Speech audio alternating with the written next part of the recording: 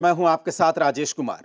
Al Qaeda terror module case में Gujarat ATS को बड़ी कामयाबी मिली है। आपको बता दें कि गुजरात एटीएस ने बेंगलुरु से अलकायदा टेरर मॉड्यूल की महिला आतंकी शमा परवीन को गिरफ्तार कर लिया है। वो मूल रूप से झारखंड की रहने वाली बताई जा रही हैं, लेकिन फिलहाल बेंगलुरु में रह रही थी। जांच टीम के मुताबिक शमा परवीन की विचारधारा पूरी तरीके से कट्टरपंथी है। शमा ने कितनी भोली भाली लड़कियों को कट्टरपंथ की तरफ धकेला और अपना शिकार बनाया, इसका खुलासा शमा परवीन के मोबाइल फोन से होने की उम्मीद है।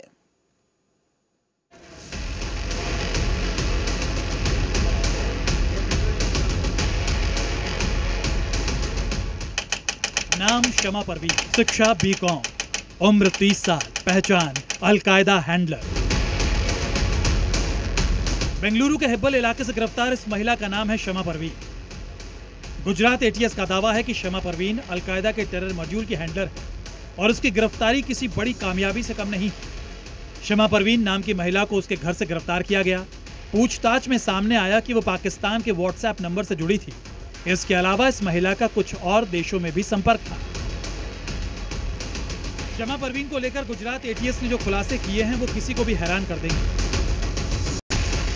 इस इंट्रोगेशन के साथ साथ जो पहले से फेक और इन लोगों ने जो वीडियो पोस्ट किए थे, फोटोज पोस्ट किए थे, इसमें भी कुछ टैगलाइंस मिली थी जिसके आधार पे जो स्ट्रेंजर नेशन 2 करके है, इस प्रोफाइल को गुजरात एटीएस की टेक्निकल टीम के द्वारा डिटेल्ड ढूंढने का प्रयास किया गया। इसके साथ साथ इस टेक्निकल टीम द्वारा ये प्रोफाइल कौन चला रहा है इसके बारे में इन्वेस्टिगेशन किया गया और इनको जानने को मिला कि एक शमा परवीन का महिला है कि ये आरटी नगर में रहती है, वो इन तीनों प्रोफाइल को चला रही है। बेंगलोर भेजा गया। जो शमा परवीन है इसको उसके निवास स्थान से पकड़ा गया। गुजरात एटीएस ने इसी 23 जुलाई को नोएडा, दिल्ली, यूपी और गुजरात से 4 आतंकियों को अरेस्ट किया था और खबर यह है कि इन्हीं की निशानदेही पर शमा परवीन की भी गिरफ्तारी हुई है।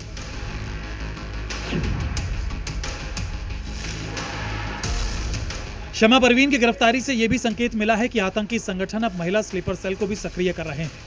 गुजरात एटीएस की सफलता पर राज्य के गृह मंत्री हर्ष संघवी ने भी बधाई दी है। गुजरात एटीएस की ये प्रोएक्टिवली पुलिसिंग के माध्यम से 5 जितने महत्वपूर्ण ऑनलाइन टेरर मॉड्यूल पे काम करने वाले अलकायदा इंडियन सब कॉन्टिनेंट के ये आतंकियों को गिरफ्तार करने में सफलता प्राप्त हुई है।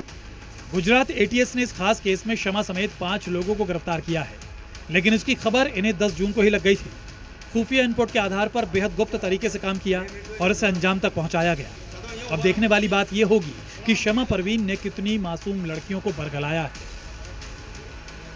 ब्यूरो रिपोर्ट, जी मीडिया।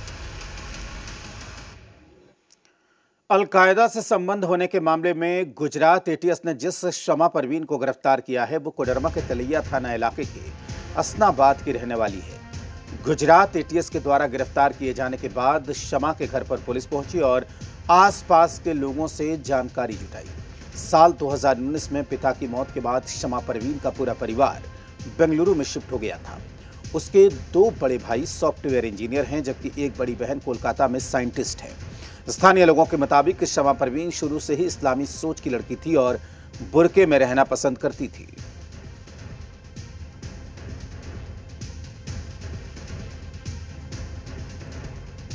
अलकायदा से संबंध रखने के आरोप में गुजरात एटीएस ने जिस शमा परवीन को गिरफ्तार किया है और उससे पूछताछ कर रही है, वो शमा परवीन कोडरमा के असनाबाद के इसी इलाके की रहने वाली है। यह तिलैया थाना क्षेत्र का असनाबाद का इलाका है।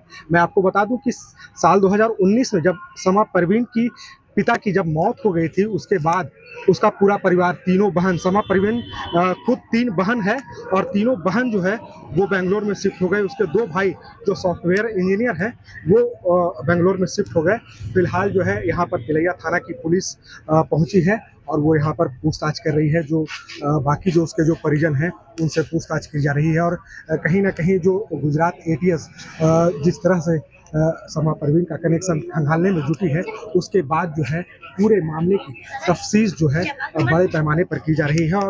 और जो समा परवीन है वो अपने 2 भाइयों के साथ, जैसा बताया जा रहा है कि समा परवीन के जो 2 भाई उसके साथ बेंगलोर में रहते हैं, वो सॉफ्टवेयर इंजीनियर भी हैं, और जो एक बहन कलकत्ता में रहती है वो साइंटिस्ट भी है। तो कहीं ना कहीं ये पूरा परिवार जो है पढ़ा लिखा है। लेकिन जो लोग बता पा रहे हैं, जो समा को जानते थे वो बता पा रहे हैं, उनका ये कहना है कि बिल्कुल इस्लामिक सोच की लड़की थी समा परवीन, और जो आसपास के लोग हैं उनसे भी जो जानकारी मिल पा रही है वो बुर्का में रहना ही पसंद करती थी। कहीं ना कहीं उसकी सोच थी, और ये सोच कहीं ना कहीं उसे जो है अलकायदा तक ले गया और उसके संपर्क उससे बढ़े, और जिसके बाद गुजरात एटीएस ने उसे गिरफ्तार किया है। गजेंद्र, जी मीडिया, कोडरमा।